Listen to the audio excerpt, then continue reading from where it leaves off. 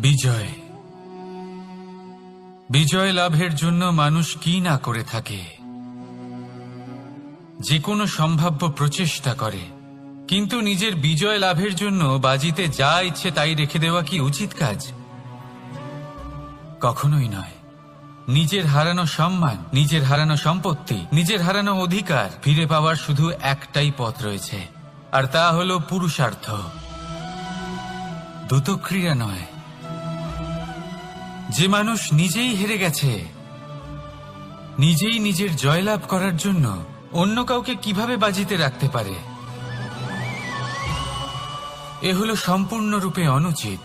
অনেক সময় অনেক ধন লাভ করার জন্য, অনেক সম্পত্তি লাভ করার জন্য আমরা নিজের আসল ধন, আমাদের আপনজন, তাদেরকে হারিয়ে ফেলতেও প্রস্তুত হয়ে যাই।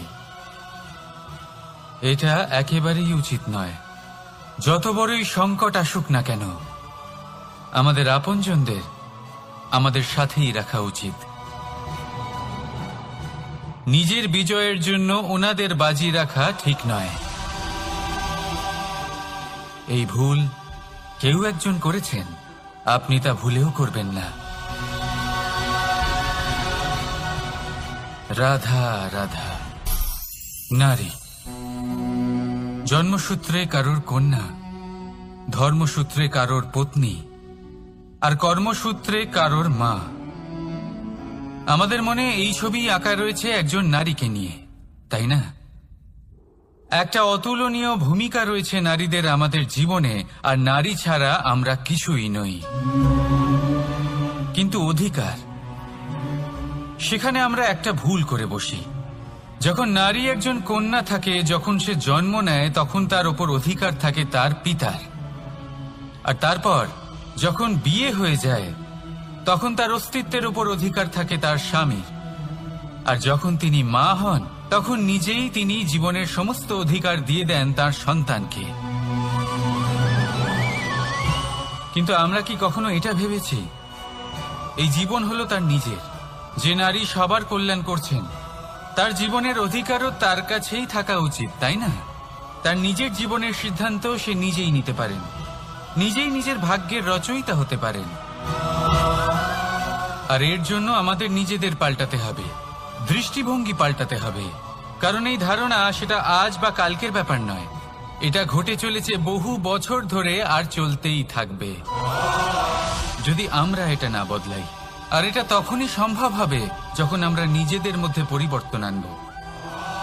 তাই আজকের পর থেকে, এই মুহূর্ত থেকে, কোনো নারীর ওপর অকারণ অধিকার স্থাপনের আগে সহস্রবার ভেবে দেখবেন। কারণ যখন নারী নিজের অধিকার কেড়ে নিতে বাধ্য হবেন, তখন শুধু এবং শুধুমাত্র বিনাশই ঘটবে। রাধা রাধা।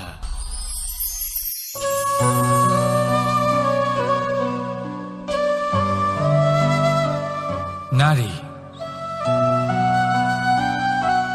পুরুষরা যাকে নাম দিয়েছেন ত্রিয়া, কেন দিয়েছেন, কে দিয়েছেন, কেউ তা জানে না। কথায় আছে, পুরুষরা ভাবেন যে ত্রিয়া, ভাবেন একরকম, বলেন অন্য কিছু, আর করেন অন্য কিছুই। কিন্তু সত্যিটা কি এটাই? আসল সত্যি হলো এটাই যে ত্রিয়া হলো সেই চরিত্রহীন পুরুষ, আর কেউ নয়। সেই পুরুষ যারা নারীকে বলেন যে আপনি হলেন মা, আপনি হলেন দেবী, আপনি হলেন বোন। আর ভাবেন কি? ভাবেন যে এই নারী হলো আমাদের পায়ের ধুলো, আর কিচ্ছু নয়।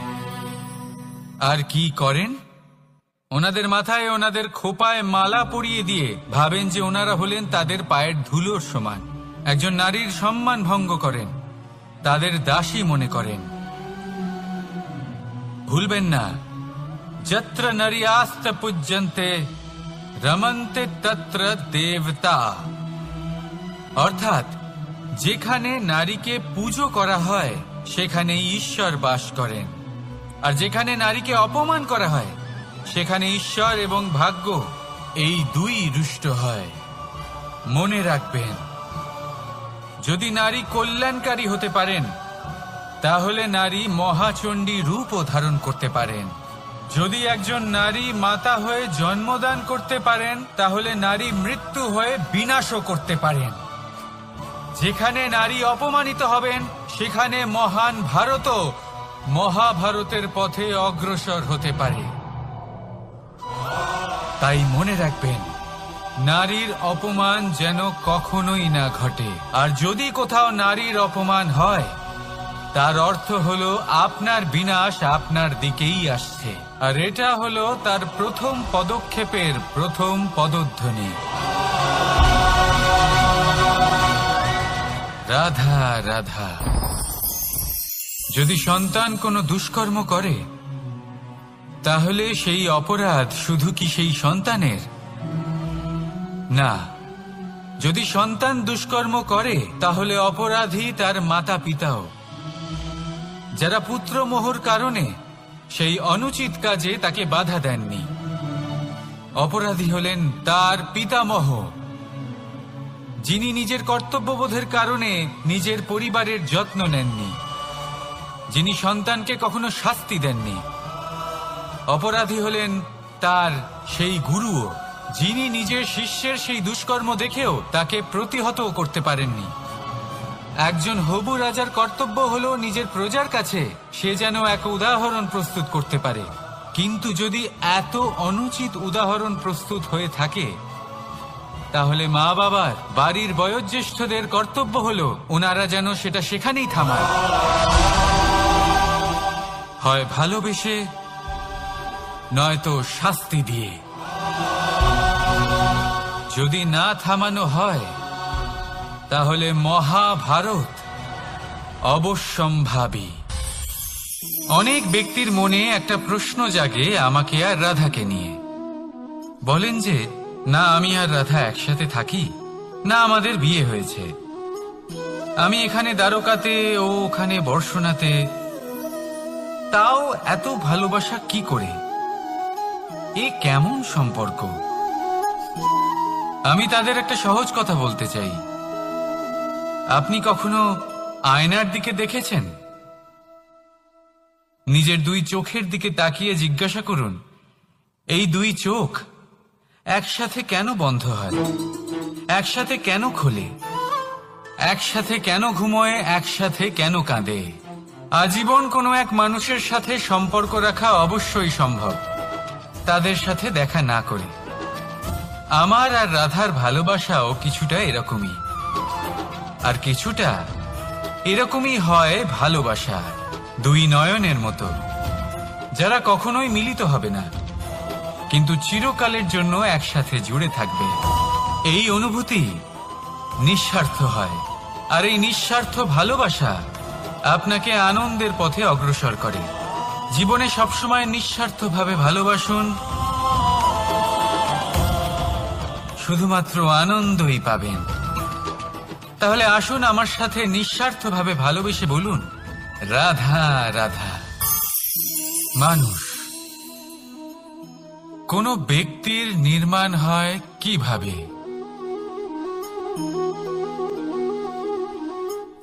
কেউ বলবেন পঞ্চতত্ত্বের দ্বারা, কেউ বলবেন আত্মা, দেহ ও চেতনার দ্বারা, কেউ বলবেন ঈশ্বরের কৃপার দ্বারা, তো কেউ বলবেন এই প্রকৃতির পরীক্ষার দ্বারা।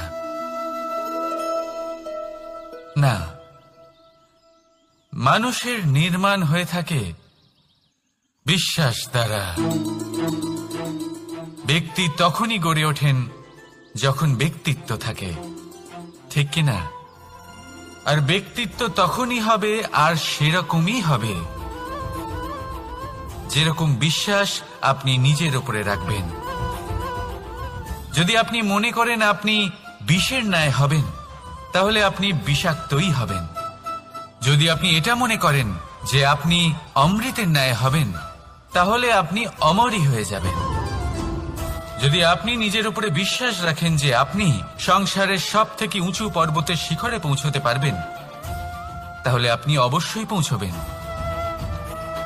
যদি আপনার এরকম মনে হয় যে আপনি এরকম কখনো করতে পারবেন না, তাহলে এরকম কখনোই হবে না।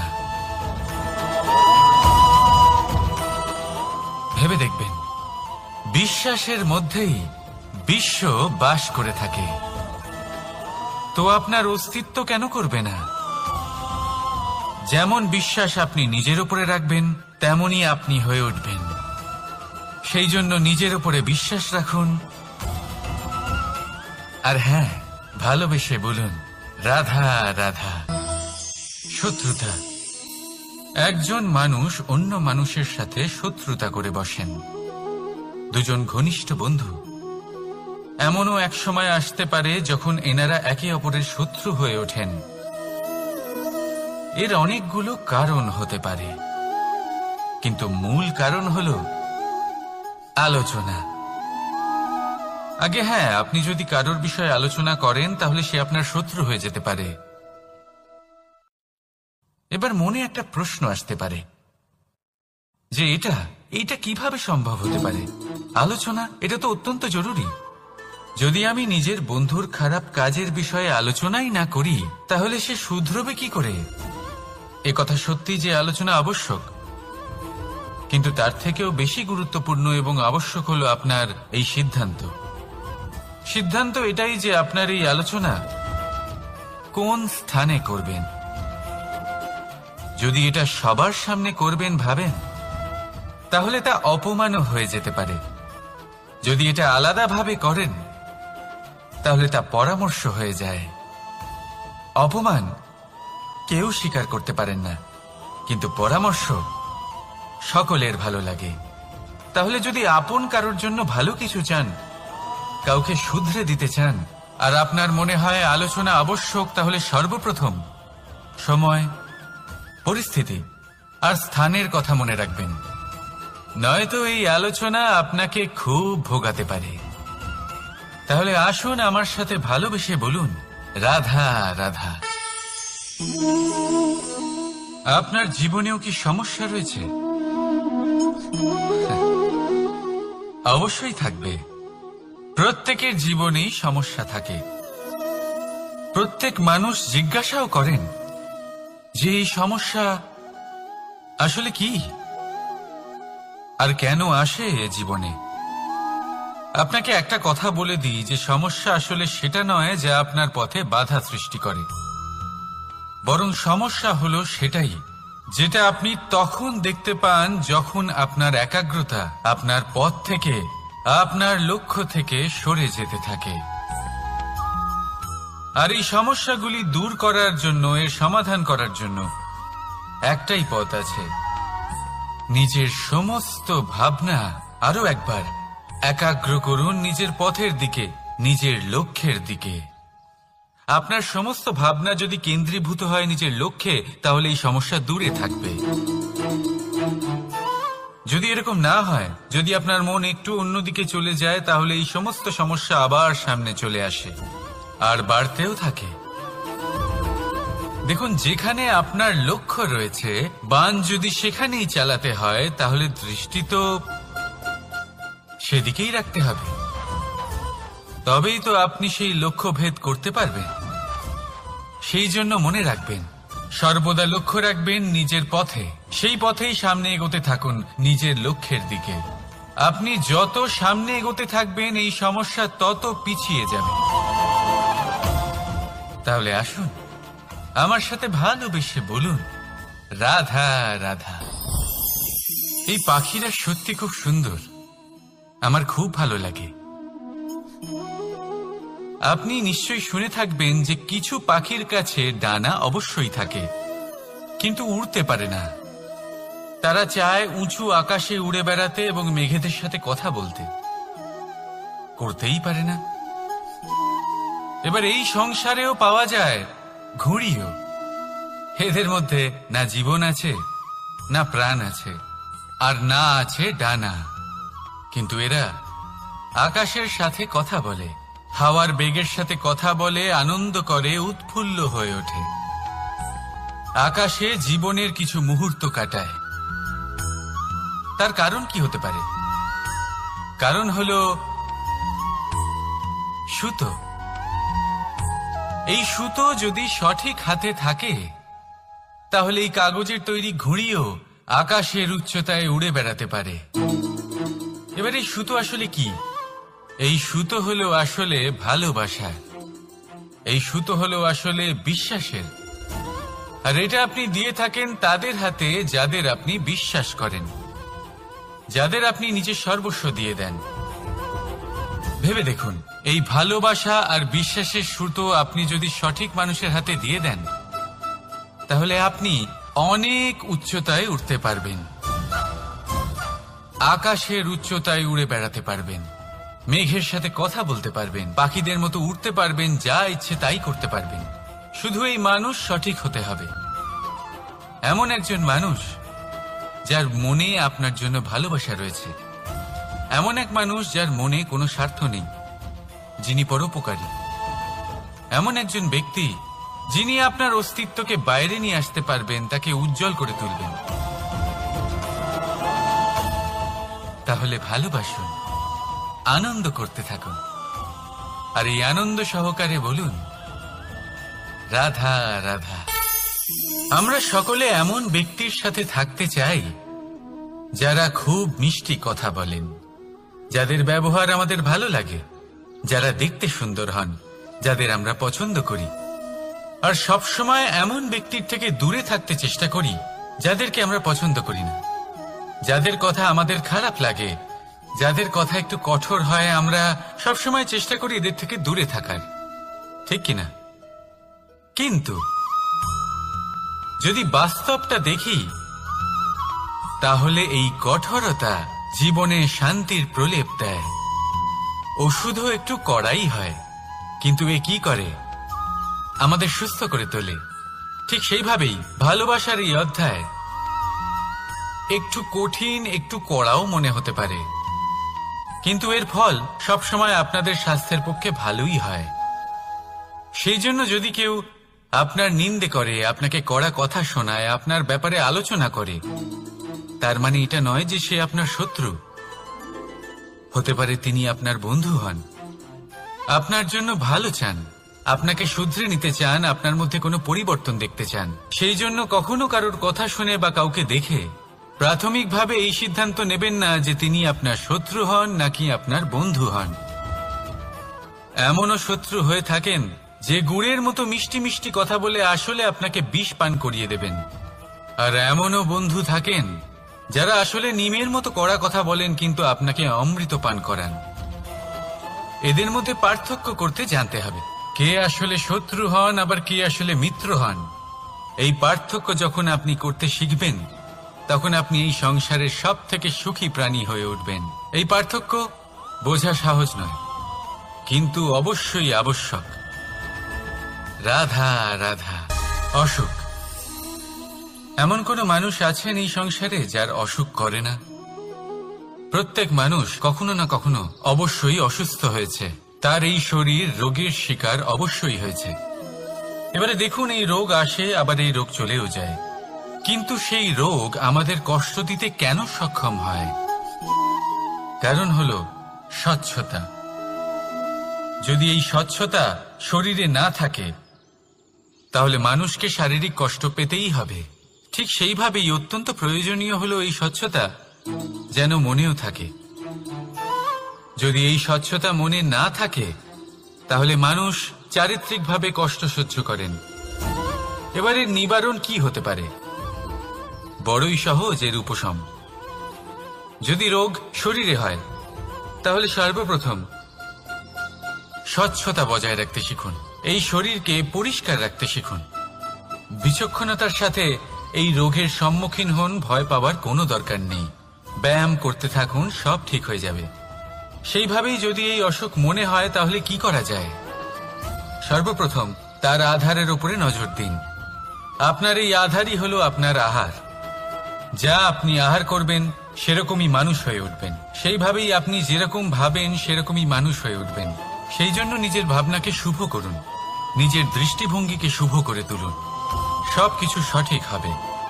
আপনার আমার সবার মধ্যেই এক রাক্ষস বাস করে, তার সম্মুখীন হন, তাকে পরাস্ত করুন। তাহলে এই রোগ সে শরীরেই হোক বা মনের মধ্যে, যদি সঠিক সময় তাকে আটকানো না যায়, তাহলে যে কোনো সময় তা মহামারীর রূপ ধারণ করবে। সেই জন্য সাবধানে থাকুন, সুস্থ থাকুন। তাহলে আসুন আমার সাথে ভালোবেসে বলুন রাধা রাধা। বাজ পাখিকে পক্ষীরাজ বলা হয়। বাজের আয়ু হলো মোটামুটি 70 বছর। এবার 40 বছর হতে হতেই ওদের পালক লম্বা এবং ভঙ্গুর হয়ে যেতে থাকে, ঠোঁট বেঁকে যায়, ডানা ভারী হয়ে যায়, অর্থাৎ আগের মতো উড়তে পারে না, সেই শক্তি থাকে না। এবার সেই বাজ কি করবে? বাজ সব থেকে কঠিন নির্বাচন করে, নির্বাচন নিজের পুনর্স্থাপনার। সর্বপ্রথম একটা বিশাল পর্বতে যায়, একান্তে নিজের এক বাসস্থান তৈরি করে, আর তারপরে পাথরের সাথে নিজের ঠোঁট বারবার আঘাত করতে করতে সেই ঠোঁট ভেঙে ফেলে। তারপরে সে অপেক্ষা করে সেই ঠোঁট পুনর্নির্মাণ হওয়ার। তারপর সেটাই করে নিজের পালকের সাথে। তারপরে নিজের ডানা থেকে এক এক করে ভারী পালকগুলো ছিঁড়ে ফেলে দেয়। আর তারপর 150 দিনের এই যন্ত্রণা সহ্য করার পরে ও ফিরে পায় নিজের ওড়বার অনন্য ক্ষমতা, সেই শক্তি। আর তারপরে ও জীবনের পরবর্তী 30 বছর বাঁচে। কি বুঝলেন আপনি? যদি ইচ্ছে শক্তি থাকে তাহলে একজন দুর্বলও শক্তিশালী হতে পারে। আপনিও এটাই করুন, নিজের অতীতের যন্ত্রণার বোঝাগুলিকে ত্যাগ করুন আর কল্পনার খোলা আকাশে উন্মুক্ত হয়ে উড়ে বেড়ান। নিজের পুনর্স্থাপনা করুন, তবেই সর্বশ্রেষ্ঠ হতে পারবেন। আর মনে রাখবেন, এই ছোট ছোট পদক্ষেপই বড় বড় শিখরে পৌঁছে দিতে পারে। তাহলে আসুন আর আমার সাথে ভালোবেসে বলুন রাধা রাধা। আপনি কি কখনো জলকে নিজের মুঠোতে ধরে রাখার চেষ্টা করেছেন? চলুন আজ করা যাক।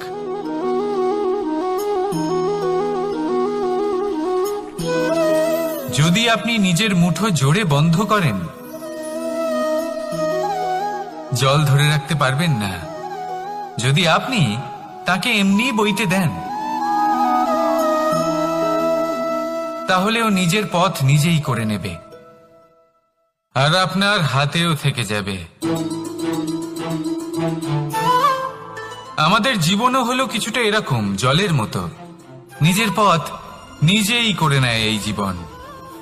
প্রত্যেক সমস্যার সমাধান নিজেই করে নেয় এই জীবন। তাই জীবনে যখন কোনো পরিস্থিতি আমাদের প্রতিকূল হয়ে থাকে, কিছুই হয়তো আমরা বুঝতে পারছি না, কিছুই যখন বসে থাকে না, তখন আমরা হতাশ হয়ে পড়ি, নিরাশ হয়ে পড়ি। আর এটাই করা উচিত নয়। শান্ত মনে দেখতে হবে যে এই জীবনে আসলে কি ঘটে চলেছে। কষ্ট সবাই ভোগ করেন। কষ্ট পেলে কেউ রেগে যান, রেগে গিয়ে পরাক্রম দেখান। এটাই তো করা উচিত নয়। শান্ত মনে সেটাই করতে হবে যা জীবন আমাদের শেখাতে চাইছে। জীবন আমাদের সব শিখিয়ে দেবে, শুধু মনে রাখবেন কখন প্রয়াস করতে হবে আর কখন আমাদের প্রতীক্ষা করতে হবে, সেটা আগে আপনাকে বুঝতে হবে। তাহলে আসুন আমার সাথে ভালোবেসে বলুন রাধা রাধা। বল, শক্তি, পরাক্রম এই সংসারের বিকাশের মূল। কিন্তু কখনো ভেবেছেন যে প্রকৃতি আমাদের এই বল, শক্তি, পরাক্রম কেন দিয়েছেন? যাতে আমরা জীবনে কারোর উদ্ধার করতে পারি, কাউকে সাহায্য করতে পারি, কারোর জন্য ভালো কিছু করতে পারি, কোনো গরিব অসহায় মানুষের জন্য কিছু করতে পারি। এই বল, এই শক্তির সদ্ব্যবহার করতে পারি। কখনো দেখেছেন এমন মানুষ যার কাছে অসীম শক্তি আছে, কিন্তু তার সাথেই অসম্ভব অহংকারও রয়েছে, যিনি নিজেকে সর্বশ্রেষ্ঠ বলে মনে করেন, খারাপ কাজও করেন। আপনি দেখবেন প্রকৃতি এবং মানুষ তাকে ভাঙতে সর্বদা চেষ্টা করেন। মনে রাখবেন, যতই সুবিশাল পর্বত হোক না কেন, তা যদি পথে পড়ে, তাকে ভেঙে পথ প্রশস্ত করা হয়। যদি আপনার কাছে বল থাকে, শক্তি থাকে, পরাক্রম থাকে, তাহলে তার সদ্ব্যবহার করুন, কাউকে সাহায্য করুন, কাউকে রক্ষা করুন। যদি আপনি আপনার শক্তির দুর্ব্যবহার করেন, তাহলে মনে রাখবেন আপনি নিজের বিনাশ নিজেই আমন্ত্রণ করছেন। এবার বল অর্জন করার পরে, শক্তি অর্জন করার পরে আপনি নিজেকে বিনাশ করতে চান নাকি এই সংসারের উদ্ধার করতে চান, সিদ্ধান্ত আপনার। রাধা রাধা। মানুষ আর ধন, এই দুইয়ের মধ্যে সম্পর্ক খুব ঘনিষ্ঠ। ধন হলো সেই শক্তি যার ব্যবহার মানুষ করে থাকে সাংসারিক বস্তু ক্রয় করার জন্য, নিজের জীবন যাপন করার জন্য। আর মানুষ হলো সেই শক্তি যারা ধনকে গুরুত্বপূর্ণ করে তোলেন। এবার একটা কথা বলি, ব্যবহার করা উচিত ধনকে আর ভালোবাসা উচিত মানুষকে। এটা বেশিরভাগ মানুষই বোঝেন না। মানুষ এখানেই সব থেকে বড় ভুল করে বসেন।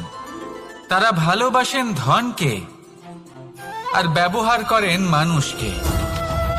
এ হলো অনুচিত। দেখুন, আপনি একটা সূচের দ্বারা যুদ্ধ করতে পারবেন না, আর কোনো তলোয়ার দ্বারা বস্ত্র সেলাই করতে পারবেন না, তাই না? কোনটা কিসের জন্য হয় সেটা বোঝা অত্যন্ত জরুরি। আপনিও সঠিক দিকে অগ্রসর হন। মানুষকে ভালোবাসুন আর ধনকে ব্যবহার করুন।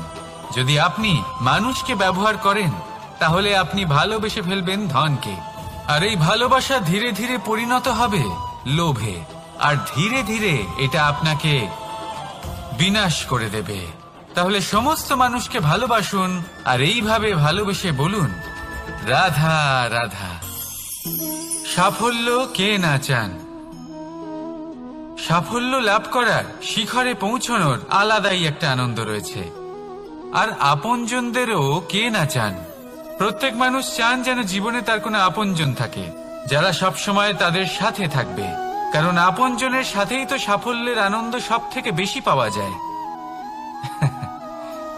কিন্তু আসলে কি হয়, অনেক সময় সাফল্যের খোঁজে সেই পথে চলতে চলতে আমরা আপনদের থেকে দূরে চলে যাই। না চাইতেও দূরে চলে যেতে হয়, ওনাদের সাথে সময় কাটাতে পারি না। আর আমরা ভুলে যাই যে সাফল্যের আসল আনন্দ আপনজনদের সাথেই পাওয়া যায়।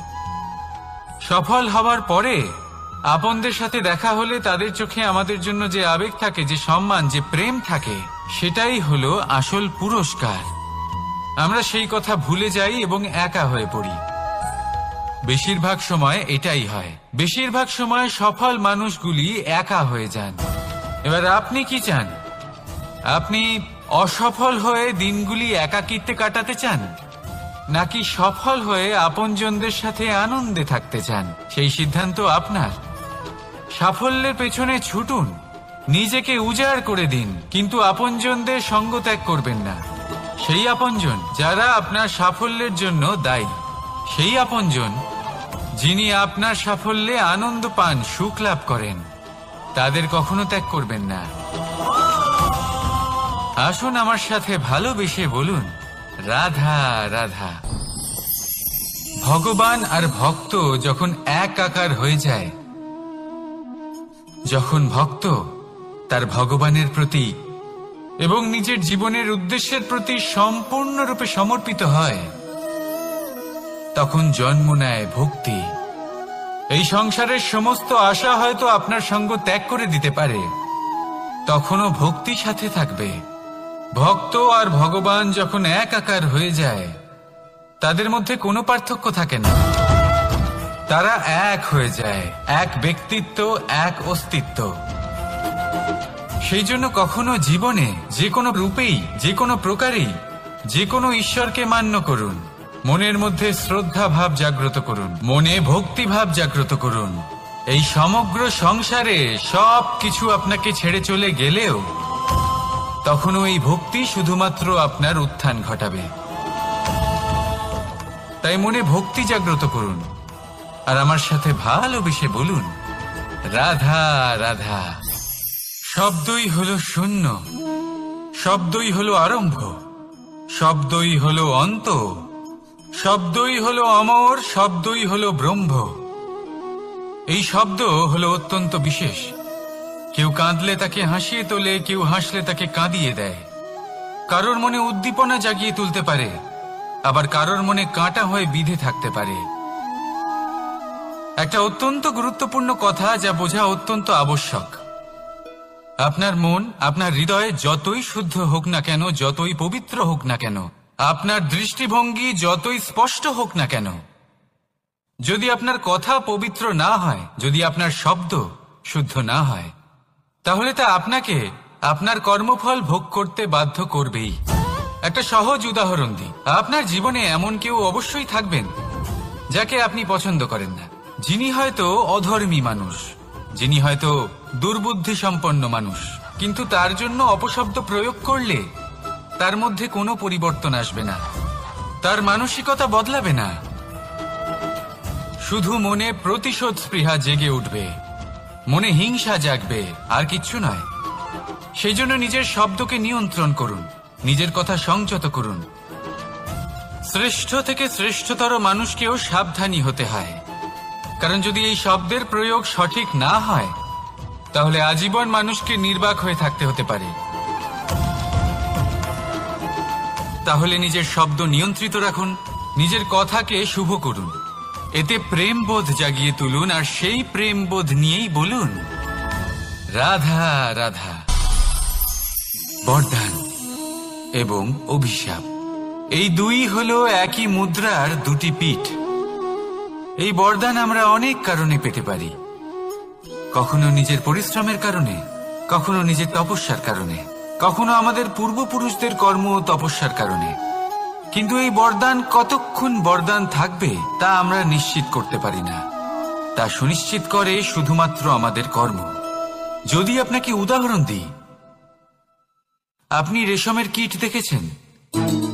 ও বরদান পেয়েছে যে ও নিজের সুরক্ষার জন্য খোলস বানাতে পারে। এবারও তাতে এত মত্ত হয়ে যায় যে এমন এক আবরণ বানিয়ে ফেলে যাতে সে নিজেই আবদ্ধ হয়ে চাপা পড়ে মরে যায়। এটার তাৎপর্য কি? তাৎপর্য খুবই সরল। গর্ব করা খুবই ভালো, কিন্তু অহংকার করা কখনোই উচিত নয়।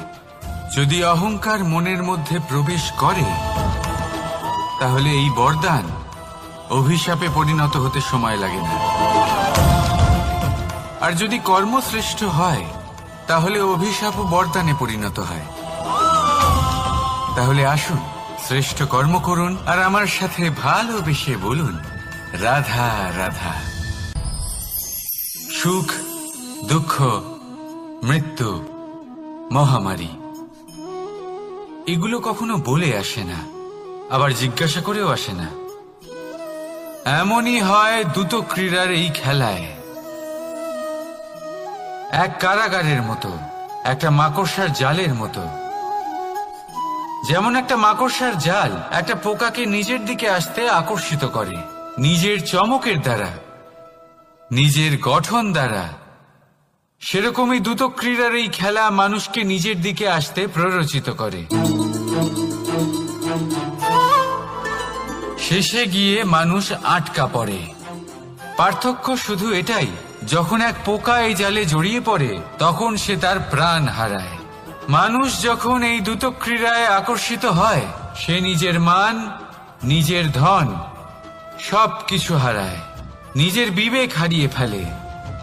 কিন্তু আপনি আপনার বিবেক কখনোই হারাবেন না। যদি আপনার মনে লোভ চলে আসে, আপনি লোভী হয়ে ওঠেন। যদি আপনি দ্রুত ক্রীড়ার এই খেলায় আটকা পড়েন, তাহলে মনে রাখবেন, এই খেলা থেকে ফিরে আসা প্রায় অসম্ভবই বলা যায়। নিজের বিবেক কখনো হারাতে দেবেন না, কারণ বিনাশ আসার প্রথম লক্ষণ হলো বিবেকের বোধ চলে যাওয়া। এই প্ররোচনায় কখনো পা দেবেন না। আর আমার সাথে ভালোবেসে বলুন রাধা রাধা। বিজয়, বিজয় লাভের জন্য মানুষ কি না করে থাকে, যে কোনো সম্ভাব্য প্রচেষ্টা করে। কিন্তু নিজের বিজয় লাভের জন্য বাজিতে যা ইচ্ছে তাই রেখে দেওয়া কি উচিত কাজ? কখনোই নয়। নিজের হারানো সম্মান, নিজের হারানো সম্পত্তি, নিজের হারানো অধিকার ফিরে পাওয়ার শুধু একটাই পথ রয়েছে, আর তা হলো পুরুষার্থ, দ্রুত ক্রীড়া নয়। যে মানুষ নিজেই হেরে গেছে, নিজেই নিজের জয়লাভ করার জন্য অন্য কাউকে কিভাবে বাজিতে রাখতে পারে? এ হলো সম্পূর্ণরূপে অনুচিত। অনেক সময় অনেক ধন লাভ করার জন্য, অনেক সম্পত্তি লাভ করার জন্য আমরা নিজের আসল ধন, আমাদের আপনজন, তাদেরকে হারিয়ে ফেলতেও প্রস্তুত হয়ে যাই। এটা একেবারেই উচিত নয়। যত বড়ই সংকট আসুক না কেন, আমাদের আপনজনদের আমাদের সাথেই রাখা উচিত। নিজের বিজয়ের জন্য ওনাদের বাজি রাখা ঠিক নয়। এই ভুল কেউ একজন করেছেন, আপনি তা ভুলেও করবেন না। রাধা রাধা। নারী জন্মসূত্রে কারোর কন্যা, ধর্মসূত্রে কারোর পত্নী, আর কর্মসূত্রে কারোর মা। আমাদের মনে এই ছবি আঁকা রয়েছে একজন নারীকে নিয়ে, তাই না? একটা অতুলনীয় ভূমিকা রয়েছে নারীদের আমাদের জীবনে, আর নারী ছাড়া আমরা কিছুই নই। কিন্তু অধিকার, সেখানে আমরা একটা ভুল করে বসি। যখন নারী একজন কন্যা থাকে, যখন সে জন্ম নেয়, তখন তার ওপর অধিকার থাকে তার পিতার। আর তারপর যখন বিয়ে হয়ে যায়, তখন তার অস্তিত্বের উপর অধিকার থাকে তার স্বামীর। আর যখন তিনি মা হন, তখন নিজেই তিনি জীবনের সমস্ত অধিকার দিয়ে দেন তার সন্তানকে।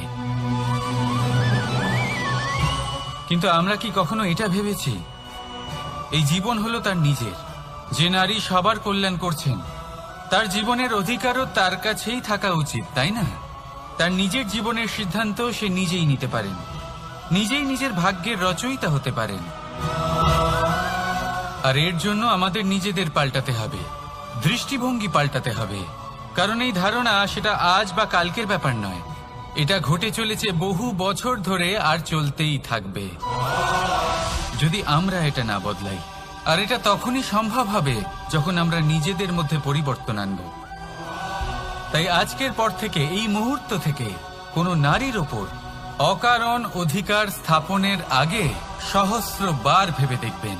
কারণ যখন নারী নিজের অধিকার কেড়ে নিতে বাধ্য হবেন, তখন শুধু এবং শুধুমাত্র বিনাশই ঘটবে। রাধা রাধা।